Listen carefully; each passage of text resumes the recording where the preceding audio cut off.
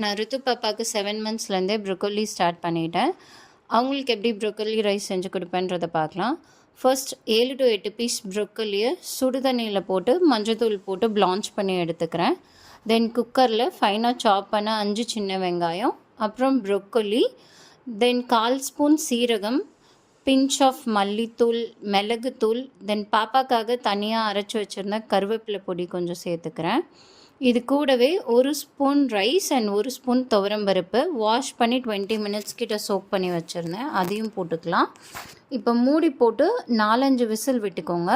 தென் open பண்ணி நல்லா mash பண்ணி கொடுத்துக்கலாம். ப்ரொக்கோலி பேபிஸோட பிரெயின் டெவலப்மெண்ட்டுக்கு ரொம்ப நல்லதுங்க. தென் அவங்களோட ஓவரால் டைஜஷனும் இம்ப்ரூவ் பண்ணும். உங்கள் பேபிக்கும் ட்ரை பண்ணி பாருங்கள்.